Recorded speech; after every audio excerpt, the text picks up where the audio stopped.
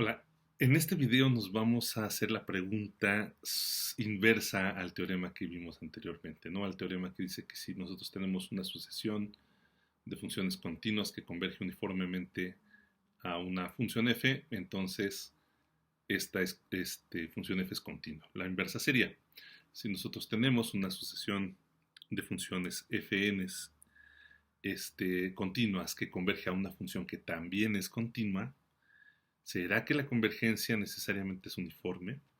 Bueno, resulta ser que no. Y hay muchos casos y muchas razones por las que no tendría por qué ser así, ¿no? Digamos, podríamos hacer muchos ejemplos de funciones que son continuas, que convergen a una función dada, pero pues de ninguna manera lo pueden hacer de manera uniforme, ¿no? Yo creo que en las tareas van a tener ustedes algunos ejemplos, algunos ejercicios que tienen que probar este tipo de cosas. Incluso en ambientes un poco más este, eh, controlados, por ejemplo, en espacios compactos, digamos, si el dominio de todas estas funciones es un espacio compacto, bueno, incluso en ese caso podría no suceder que la convergencia de funciones continuas en una función continua se haya dado porque o implique que la convergencia sea uniforme. Eso es una cosa que podría ocurrir. Eh, Vamos a ver en este video nada más un ejemplo de un caso en el que sí, la convergencia es necesariamente uniforme si nosotros tenemos pues estas condiciones, ¿sale?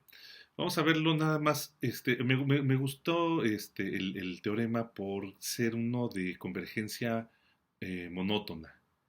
Esto es un teorema en el que se ve que cuando una familia de funciones converge, pero no nada más, pero bueno, siguiendo el orden o lo hace monótonamente, entonces, si las funciones eran continuas, si están siendo convergentes a una función continua y lo están haciendo de manera monótona, entonces esa convergencia sí tiene que ser necesariamente uniforme.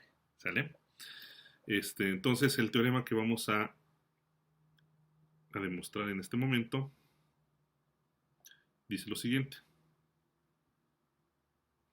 Bueno, para que nosotros podamos hablar de convergencia monótona, realmente nuestras funciones pues f de n y f's deberían pues ir de un espacio métrico cualquiera, pero el contradominio sí tendría que ser el de los números reales, ¿no? Para poder decir que f de x es menor que fn de x es menor que fn más 1 de x, por ejemplo, ¿no? Para poder decir algo así, pues necesitamos que nuestro espacio métrico esté ordenado. Pues entonces pensemos en R, ¿sale? Sean entonces fn y f funciones de un espacio métrico en R, todas ellas continuas, con pues las fn's convirgiendo a f puntualmente, ¿sale? Y bueno, agreguemos entonces algunas condicioncitas. No puede ser cualquier espacio métrico, tiene que ser uno con propiedad muy fuerte, que es que sea compacto. ¿Sale? Y vamos a pedir entonces que la convergencia sea monótona. Vamos a pensarlo por lo pronto que sea monótona decreciente, ¿sale? Es decir, de tal manera que fn es mayor o igual que fn más 1, ¿sale? Para toda n. ¿Sale? Entonces fn, f0, f1, f2, f3, o sea que van haciéndose, van decreciendo, ¿no? Van siendo convergentes, pero con valores cada vez menores, ¿no? Bueno, si todo pasa, entonces la convergencia de las fn's en f es es uniforme. O sea, en estas circunstancias la convergencia sí es uniforme. Bien, entonces hagamos la demostración de este bonito teorema, ¿sale? Ah, ok, entonces el dibujito es más o menos elocuente. Fíjense, si nosotros tenemos que la función, o las funciones, ¿no? La f y las fn's van de un espacio métrico compacto E. En los reales, bueno, pues todas ellas son obviamente acotadas y como son continuas son acotadas, pues. Y bueno, como la convergencia es monótona decreciente, vamos a suponerlo, pues vamos a hacerlo el ejemplo así. Bueno, pues todas estas funciones estarán por encima de nuestra función dada. Y bueno, si nosotros lo que queremos es ver que la convergencia es uniforme, entonces tendremos que ver que si nosotros tenemos un tubo alrededor de nuestra función f, entonces casi todos los términos de la sucesión se van a ir a meter dentro de ese tubo. Pero como realmente los términos de la sucesión están por encima de la función, pues del tubo no nada más nos interesaría la parte de arriba, es decir, podemos pensar nada más en el tubo, pues formado por funciones que están pues, por encima, ¿no? Digamos, ese es el tubo de radio epsilon y queremos ver que ahí se meten todas las funciones, ¿no? Que se quedan contenidas en el tubo. Pero um, no vamos a proceder de manera directa, vamos a proceder por contrapuesta, ¿no? Entonces, supongamos que esta convergencia no es uniforme.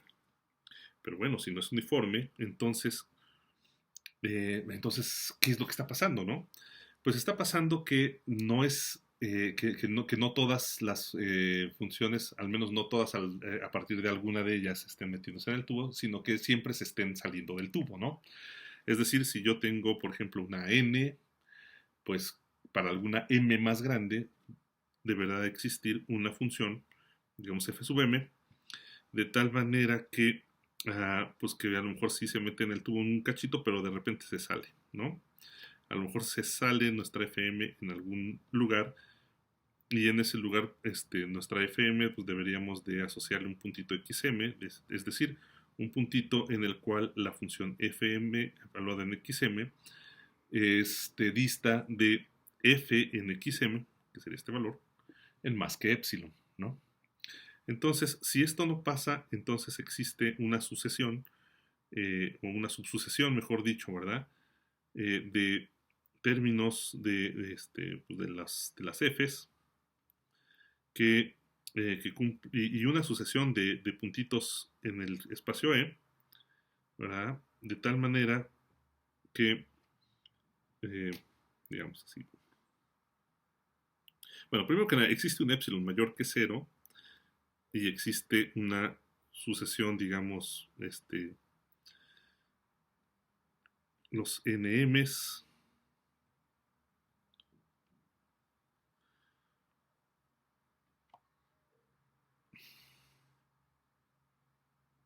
con M en los naturales, ¿verdad? Y existen también los XNMs en el espacio E, de tal manera que la distancia entre el f, la función fn sub m, evaluada en xn sub m, ¿verdad? Y la función f evaluada en xn sub m, n sub m,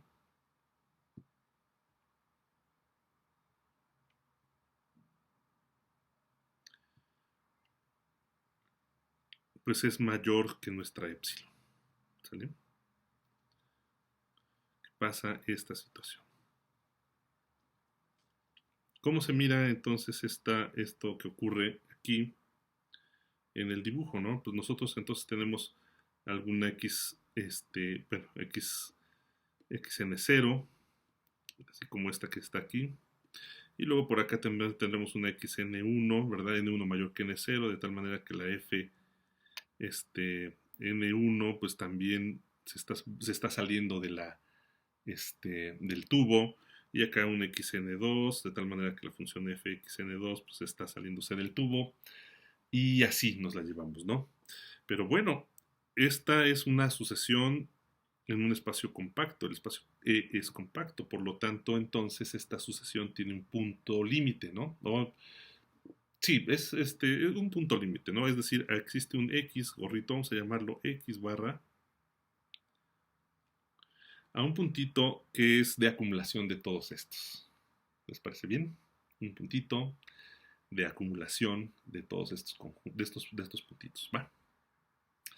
Bueno, pues fíjense que como la sucesión de funciones, por lo menos sí es puntualmente convergente, entonces, pues bueno, si este es f de x, pues debe de existir una, digamos, una n mayúscula, de tal manera que la función fn en x ya pues dista menos que la f en esta x barra en menos que epsilon, ¿no? Digamos, por aquí debería de haber una n. A ver, entonces déjenme escribirlo completo, ¿no? Digamos, sea x barra un punto de acumulación de nuestra sucesión de las xnms, ¿no? ¿Sale? Pero entonces, como la sucesión de las fn's converge puntualmente a f, existe una n mayúscula de tal manera que la f sub n de x ya dista de la f en x en menos que epsilon, ¿no?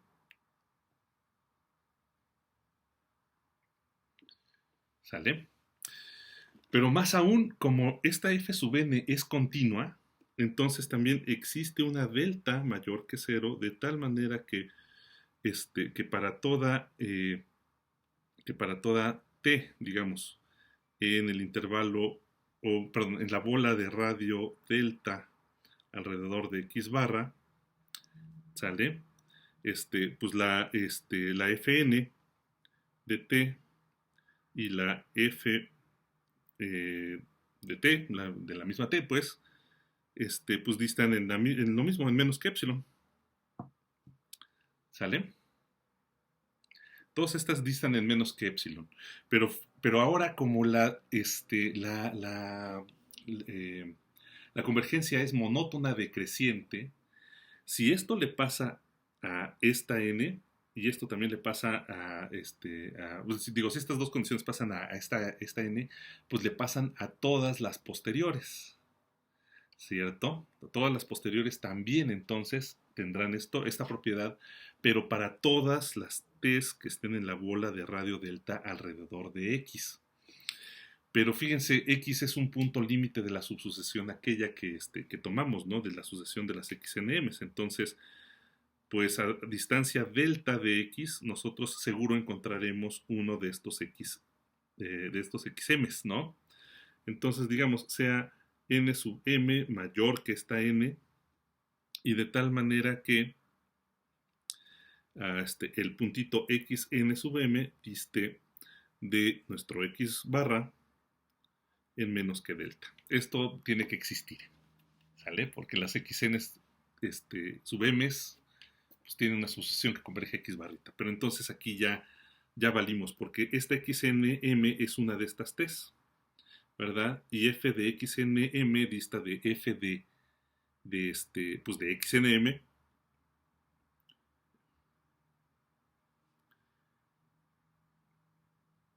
de x, perdón, de xnm dista de f de xnm en menos que epsilon, ¿sale? La distancia de estos dos es menos que epsilon. Pero fíjense como nuestra n sub m es todavía más grande que n, pues esta distancia, la distancia de fxnm a fn es más grande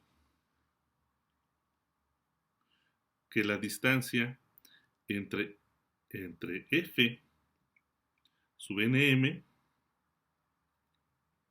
aplicada en xnm y f de xnm. ¿Sí? ¿Por qué razón? Pues porque la convergencia es monótona decreciente, ¿no? Tiene chance de estar más lejos de de lo que tiene chance el FNM, ¿no? Este es un término de la sucesión posterior al F sub n. Entonces este tiene que estar más cerquita de este. Pero esto es una contradicción, porque justamente los términos de esta sucesión de los NMs habían sido seleccionados de manera que la distancia entre los FNMs y evaluados en los puntos XNMs distaran de la F en más que epsilon, ¿no? Se estaban saliendo del tubo justamente en esa parte. Pues bueno, esto es una contradicción, entonces no es cierto que haya tantas funciones que se salen del tubo, por lo tanto, pues sí, la convergencia en este caso, en el caso monótono, sí es uniforme. ¿Vale?